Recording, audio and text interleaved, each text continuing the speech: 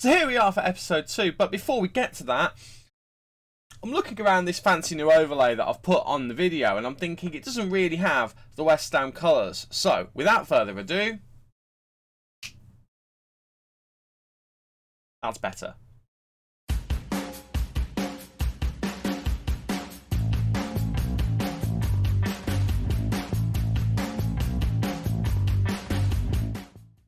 Hello there and welcome to episode 2 of Let's Go Hammers. I'm Stubo, thank you very much for joining me, and hopefully you enjoyed the first episode enough to come back and see me, hopefully, not make a complete mess of West Ham United. If you did enjoy that first video, and if you do end up enjoying this video, please drop a like on the video and consider subscribing to the channel as well. Today we will be playing Southampton first, and then I think we're going to play Tottenham Hotspur. They are one of the next 2 games we've got, the other one being Liverpool. So I think we're going to have a bit of a tricky time at the beginning of this save. As you can see from the schedule, we have got a few big games. We've got those 2 I've just mentioned. We've then got Man City coming up in the month of September.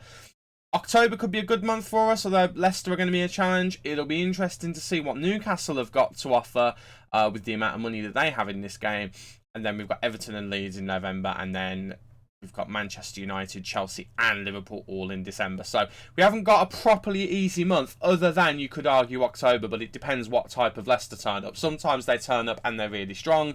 Sometimes in FM in the last couple of years they haven't been as strong and they've not continued the momentum that they've had in real life. So I don't know what will happen there, but it'll be interesting to see. But before we go any further, just a little bit of transfer news. I haven't signed anyone yet. Other than the ones you saw in the last episode, but I have put Angelo Ogbonna up on the transfer list. At the moment, Lazio are in for him, £6 million. It's in and around his value. It's a little bit less than what I would like to get for him. I don't know what West Ham actually signed him for in real life, 10 million. So we are making a loss on him a little bit, but I might try and put him up again. But the reason I'm putting him up is because I want to sign, if I go to my shortlist, let's do it by position. Did I not put... I didn't put him on my shortlist. Okay, well, we'll just search for him instead. Chris Metham from Bournemouth is the player I have identified. He's got a decent amount of potential in this game. He is a good defender. I mean, you look at him, he's 6'3", his heading's 14, marking's 14, tackling's 15. He's 23 years old. 21 caps for Wales already. Not the quickest in the world, but he can do a job there. And I think he would be a very, very good signing for us. Of course, he's currently in the Championship, so the allure of a Premier League team, you would like to think, would be enough to tempt him away. He is also wanted, however, by Celtic, who are obviously a massive team in Scotland, so that could be enough to pry him over there. But I kind of want to get the Ogbonna deal over the line. But actually, do you know what? Let's just make an offer for him now.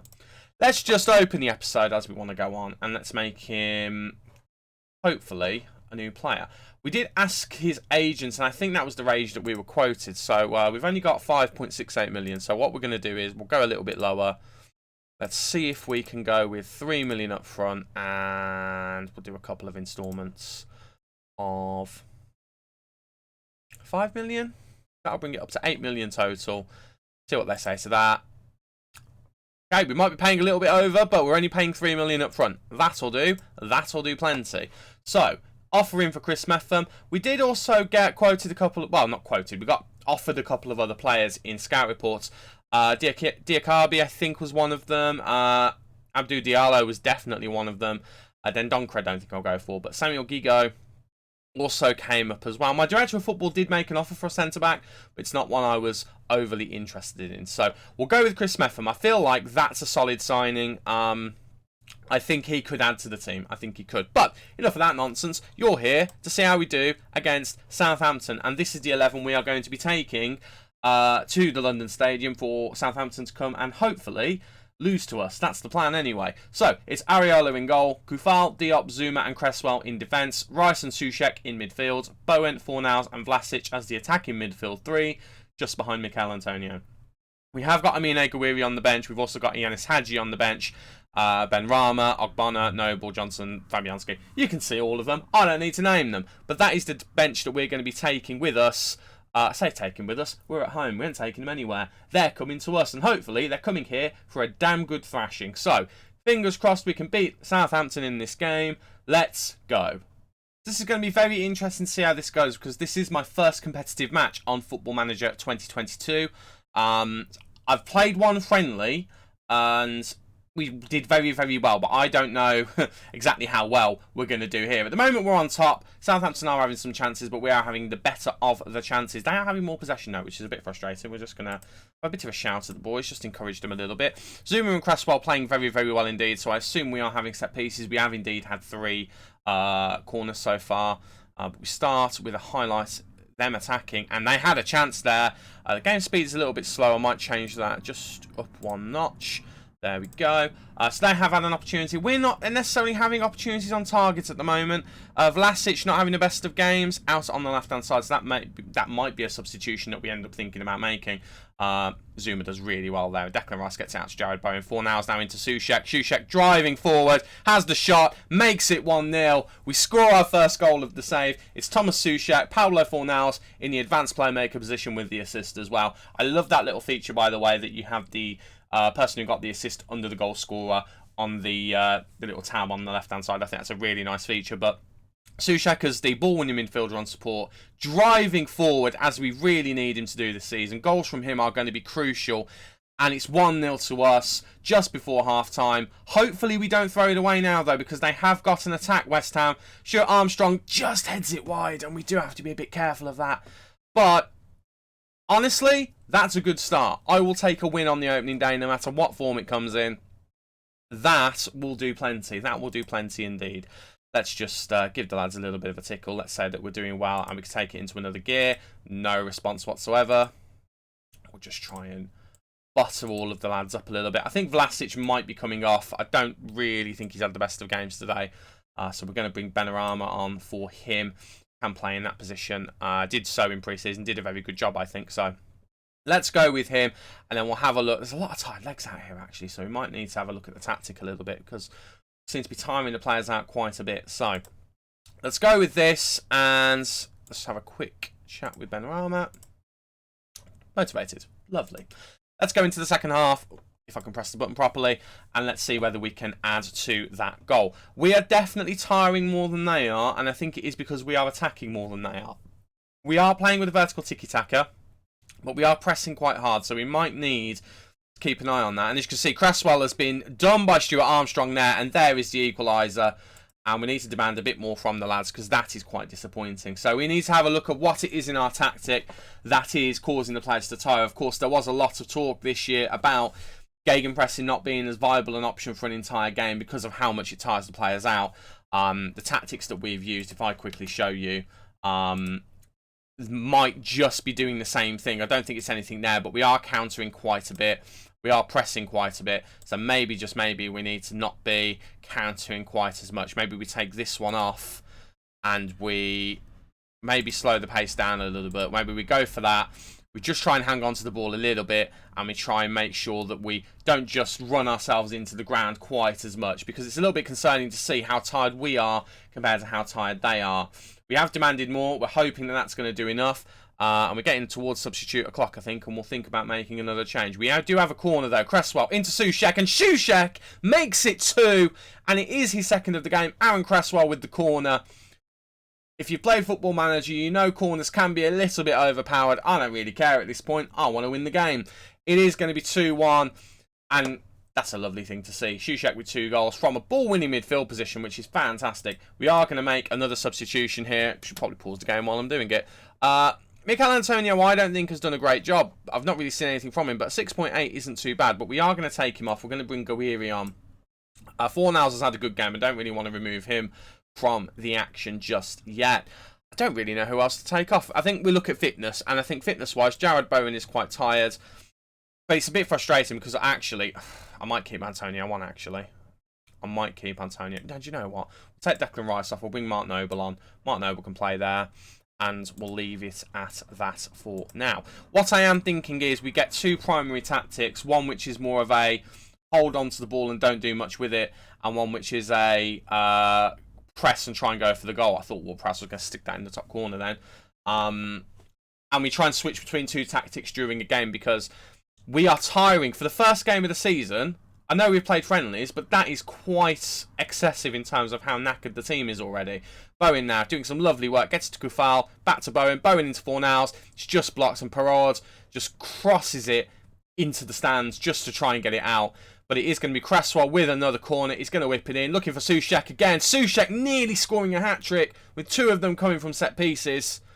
Again, I'm very happy with this performance on the whole. But there are things to address, which I thought there would be. That was a weird pass from Walcott, but fair play. It's in Stuart Armstrong, and it's 2-2. Stuart Armstrong has wrecked us today. Absolutely. I'm going to berate the team because that was a very, very sloppy pass to let through. Walcott's ball here was unusual, and Romeo gets it into Ward-Prowse.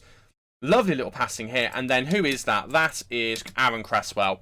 Hero with the corner that got us the goal, but that was really poor. We're going to go attacking for this last little period. We should be quite disappointed that we've thrown this away, and we have thrown this away. I'm not happy with that whatsoever. I'm going to say that it's probably a little bit excessive, but we played well. Just Areola had a really poor game, actually, according to that. The rest of the defence did okay, so much to work on. Again, concerned by how tired we were at the end of that game. If we have a quick look at the players now we've finished it, I mean, a draw's not the end of the world, really. We'll have a look at this in a second, but if we just look at the team, you can see there's a lot of tired boys already, so I think we need to have a look. I mean, they've played a lot of friendlies, so maybe we need to have a look at resting a few of these players very early on, just to make sure that we don't absolutely drive them into the ground in the first couple of months of the season. I'll have a look at that in a minute. But before we do that, let's have a look at this contract offer for Chris Metham. So we're going to start the negotiation. We're going to do it ourselves. I'm not going to hand it to anyone. He only wants to be a squad player. That concerns me a little bit. However, I'll take it because he will become a good defender even if he's not one at the moment. At the end of the day, if he's good enough to go into the first team, he'll probably go in instead of Issa Diop. But if he's not, he'll be back up and he'll grow, so it'll be fine. So we'll go with that. That's absolutely fine. Yeah, they're all very happy with that. Lovely stuff. So, contract-wise, they reckon between 22 and 30 and a half. They've gone in straight away with 26 at signing on fee of 775k, agent fee of 125k, and 3 years on a contract. Well, we're going to try and get that as long as we can. I tend to try and lowball them initially on these ones and then see how it levels out. So we'll do that. We'll try and lock in the signing on fee. I'll give the agent a little bit more, trying to sweet talk him a little bit, and we'll put the appearance fee up a little bit. The clean sheet fee can go to that. What I am going to do is I have to move the bonus thing from there to there. It's really confused me. We're going to put a goal bonus in because I like my centre-backs to be goal threats. So we'll put in a hefty, well, I say hefty. Hefty compared to everything else. It's the same as his appearance fee, just to encourage him to try and put the ball in the back of the net from a corner. We'll put the substitute fee up a little bit, again, just to entice him, but we're getting rid of that wage rise. But we will add sell-on fee profit. We'll just make it as low as possible. So just a little bit more money if he's a little bit of a greedy sod. We'll have a look at that and see what they say. And, okay, so it's a no. So we'll just adjust a couple of these. So we'll bring this down again. We'll try and get to 25k. We'll have to lower this a little bit as a result, but we will raise this up to there. And we'll pop that up a couple. These were absolutely fine, apparently. So we'll go with that, see what happens. It's a minimum 4-year deal. Hopefully that will work. If you hear any bangs in the background, by the way, I'm recording this on Monday night. If you hear any bangs in the background, apologies. We'll go with that as an offer, see what they say. And it's still a no, but we're getting closer. We'll try and get into 26. That's, yeah, up this again. We might as well just go to that. Might as well just do that, yeah. It doesn't make any sense to do that. So, basically, he's pretty much got what he originally asked for. But I think we've got a very good player on our hands. We did get the extra year on the contract. We've done a couple of things to sweet talk him as well. Hopefully to get him to play a bit better while he's here as well. That looks a pretty good contract to me, to be honest with you. It's under the maximum of what they estimated. Let's see what happens. Let's see what happens with that. But I'm going to have a quick nose at the tactics, see if there's anything we can do to try and make the team less tired as the game goes on. Tighten it up at the back, hopefully, as well. And then I'll be back with you for the Tottenham game. In fact, just before I do that, I have this little email, which I think I got one for Yanis Hadjian. I don't know if I showed it to you guys. If I did, disregard this completely. But this is new for this year. I've never seen this before. Bournemouth have asked to loan Chris Metham back after we finished the season. Well, he's going to be playing for us, so I'm going to reject it. But it's interesting that even if you don't put it into the deal, the club might ask you whether you're willing to do that. So interesting things to kind of look at. Very interesting indeed. Anyway, back to what I said before. Next is Tottenham. So here we are, ready for the Spurs game. Bad news with the Liverpool game, as you probably expected. We did end up losing it. But not actually as bad as I thought it was going to be. It's a loss against Liverpool 1-0. It was the 92nd minute. It was a set piece. It was a corner. I was absolutely gutted. Liverpool were good value for the win. They absolutely battered us, as you can see here. We did get a few attempts off. We went to this formation, a 4-1-4-1. It worked for me in FM21. I don't know whether we've got the personnel really to make this properly work. As you can see, the wingers having a terrible time. Antonio having a very bad time as well, but it was an Andy Robertson corner that went in. Very uneventful game, really. We had a couple of chances on the counter-attack, which is what we were playing for, but Liverpool just hammered us, and in the end did deserve to win, but I just thought for a second we might be slipping past them and getting the win. But we didn't, and we go again against Spurs. We welcome them to the London Stadium. Obviously, big game, big rivalry, can't even speak, between these teams. As you can see, we did complete the deal for Chris Metham. He is a West Ham player. Looks pretty decent at the moment. Obviously, he will grow. I think he's around, like, leading championship level. So, he will grow. He will get better. He's got 4-star potential from what I can remember. He's going to be a very good player, I think. We have made an offer for another player as well. We've offered in for Roberto Alvarado. Main reason is because he kept coming up on my scout report as being very good. Now, I don't know whether he is going to be as good as those scout reports suggest, but it's extra cover on the wing. Rodrigo's just come back from an injury, but we'll get this guy in. Rodrigo can also be part of the front line as a spare attacker if we need him. So that's all good. This is the starting lineup. Areola in goal, Kufal, Diop, Zuma and Cresswell in the back four. Souček and Rice in the midfield with Bowen, Fornals and Benrahma supporting Guiri up front. Guiri's in because Mikel Antonio is currently travelling with Jamaica for international duty. And as you can see, as I said, Rodrigo back on the bench. We also brought in Benrahma. It's Benrahma. I keep wanting to say Benrahma. It's not. It's Benrahma.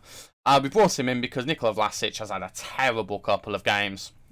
So I just thought it wasn't worth starting him. But that's the 11. And see what we can do against Spurs. Let's go. Here we go then. Big game. I would normally say Spurs will have enough to get past us. But we know how Spurs are in real life. It'll be interesting to see how that translates to Football Manager. Also, we really could do with getting a result here. And Amine Guiri was nearly in. Hugo Lloris is equal to the effort from his compatriots from France. Aaron Cresswell with the early corner whips in. Issa Diop is there, and I think it's going to be disallowed. The referee's walking over. I didn't see an offside in there. Doesn't mean there wasn't one. Is this going to be one of those where they allow it? No, it's not. No, that was wishful thinking. But we have had the ball in the back of the net, so we have proven we can do it. Cresswell's corner. It's just whoever that is. I think it's Kurt Zuma. I think he's just... Oh, Benrahma's injured. He's just blocked the goalkeeper's sight lines, and that's what's caused it. Bring Vlasic on and see whether he can have a better performance today. We'll try and motivate him as well. But that is a great start. It's put Spurs on the back foot straight away. They now know we are a threat to them, and hopefully we can continue to be a threat to them. Starting out from the back here, Kurt Zuma, pass it to Issa Diop. Issa Diop.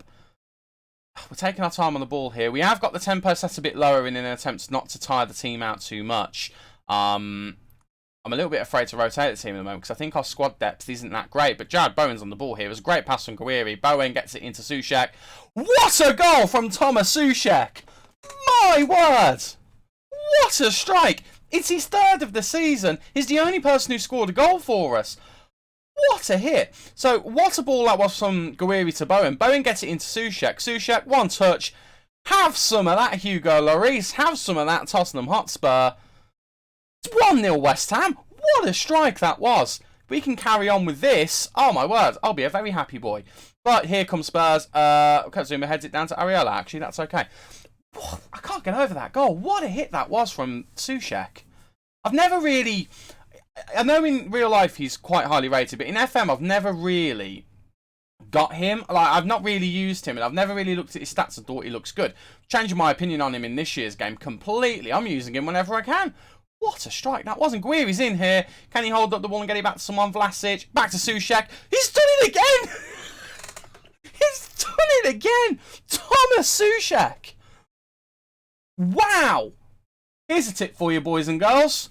Thomas Soucek as a supporting ball-winning midfielder in the midfield. You don't need anything else. That's all you need. He'll score you all the goals you need. Wow! Wow! And we are. That helps us out immeasurably. Puts us up to 11th as things stand. 2 fantastic goals from our midfielder. I'm speechless. What a pair of great goals. Ramos, I think that's Luis Felipe actually, but he's called Ramos in Football Manager. I don't know if that's what he has on the back of his shirt in real life.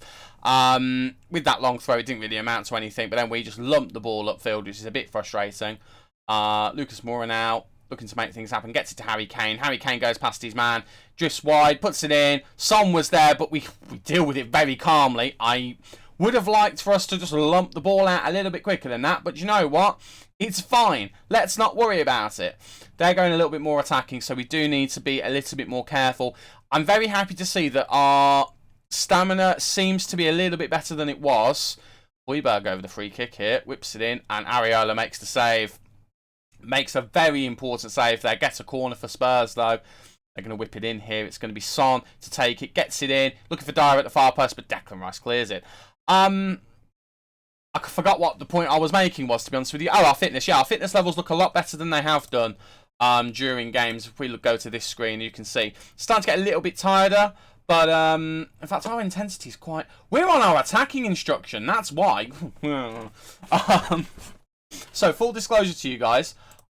I've got this here, which has got a set of instructions. And then I've got the same thing over here, just with a different set of instructions, which is designed for us to not burn through the players quite as quickly. I kind of forgot. I left it on this one when I was experimenting with things. But you can see the intensity is dramatically different. So... I'm loath to change things because we've been doing very well with this formation. I might switch to this one and just see how we do. And then if we need to change it back, we will. But we'll try and give the players a bit of a break by playing this one for now. And we're just going to say that. We'll see how we go in the second half. Hopefully, we can carry on with more of the same. Sergio Reguilon has had a terrible game. And in fact, he's just been brought off. Højbjerg has gone to fullback. And Harry Winks is on in the midfield. So an interesting pair of changes. As you can see, we're not actually pressing the goalkeeper at the moment. We're letting them pass the ball about for a bit and triggering the press a little bit further up. So now the press is going to start and the players are going to start going forward. We're just letting them pass it around a bit in the defence. And then we're going to try and get them when they get into the midfield. Because they've only got a couple of midfielders due to how their formation is set up. Unless they've changed the shape. But annoyingly, their short passing is actually working really well here. So... it's not ideal. Kane whips it in, looking for Lucas Moura. It's... oh, we need to be... oh, my word! Kurt Zouma was far too cool there. He backheeled it to his goalkeeper in the 6-yard box. Can we not do that, please, lads? Can we not do that? They are definitely... oh, my word. I mean, it's worked out for us, but oh, that was a bit tense. Right, Jared Bowen manages to avoid the tackle. Højbjerg actually gets a sending off! What has happened there? I'm sorry, I did not think that looked like a bad tackle. Obviously, I don't know what I'm talking about. Spurs down to 10 men. We're 2-0 up. Do you know what? Let's make a cheeky substitution just to celebrate. Why not? Why not indeed? Team is still looking okay. Still some tired legs out here. I think we are just going to have to get a bit better at this squad rotation thing. I think we'll bring on Ianis Hagi for his debut for the club. Let's see how he does in this game. We'll leave the last substitution for a little bit longer and we'll see how Ianis does. Obviously, I want him to do really well. I used him last year on my Twitch save with Aston Villa and he was incredible. It would be quite good if he does well now. They've changed the shape to this weird kind of mutant formation. I mean, everything's going lovely so far. Everything's going lovely indeed. Right, final substitution. I think Jared Bowen has earned a break. We'll bring Rodrigo on for a little bit. I think that makes the most sense. I think this is the last game before the international break. Right, Ianis Hagi's actually on the counter-attack as we return to the game. Gets the ball over to Amine Gouiri. We've seen that a bunch of times in claret and blue. It's just a different claret and blue, but it didn't end up resulting in a goal. But we have the ball back here. Aaron Cresswell tries to slip it through to Vlasic, who's had a better game. He's performed much better than in the last 2 games. He's done really well. Cresswell doing really well there too. Didn't realise Cresswell is as old as he is, so he is someone who long-term we are going to have to think about replacing. What an attempt that was from Son. Spurs have had chances in this game, and they have looked dangerous, but they've just not been sharp enough to take a lot of those opportunities. Just going to quickly pause the game, and I'm just going to drop a bit of praise, because the lads deserve it. Because honestly, we've dominated that game, and I did not expect it. That was a much better performance than either of the games against Southampton or Liverpool. And I forgot to put us on the right tactic, and it still works. So, okay. We'll say that was a good win, because it was a good win. Obviously, we were a bit concerned by Ben Rama. However, the signing of the lads that we... Well, I can't remember what his name is. Who are we trying to sign? What's his name? Alvarado. The signing of this guy, Mexican international, 23 caps, 3 goals. This, I think, is now ends up being a really good signing, because Ben Rama is injured. So, happy days with that. All things considered, that could have been a far worse episode. Oh, before we go, actually, I need to show you the schedule, because we've had the Carabao Cup draw and the Europa League draw. So, that's the wrong button, Stu, although I'll probably sport some of it there. There is our Europa League group. If I click on this, and if we just go to, I think it was Group A, wasn't it? Yeah, Group A. Apologies if you heard a firework there. Group A, that's who we've got. It's Napoli, Frankfurt, us, and Rapid Vienna. I don't necessarily know how well we're going to do here. I think we're definitely not going to be topping the group. To me, Napoli are a far superior team to us. I just don't see us being able to beat them, to be honest with you. I'd like to, but I think it could be a challenge. They're a 4-star team. We're a 3.5-star team. And then in the Carabao Cup, we've got Everton. Again, gotta be honest with you, I don't know how this one's going to go. Because I look at Everton's squad, I actually think, in terms of the ability of the two teams, we're very, very similar in many ways. So, I'm not 100% sure how that one's going to go. Right, we will be back. I feel like we should do one Premier League game in that run and then one of the Europa League games. I'm just not sure which one to do. I want to do the Frankfurt game because I think that's more winnable. But the Napoli game is at home, so we've just seen how we did against Spurs, against a team who are superior to us. Maybe we do that. So I'm thinking we do Watford and we do Napoli. They're the games we're going to go for. So we're going to leave things there. But I think, personally, ladies and gentlemen, that is a job well done. Excellent stuff. If you have enjoyed this video, please leave a like on it and please consider subscribing to the channel as well for more Football Manager awesomeness. And I'll see you guys in the next video. Take care and bye-bye for now.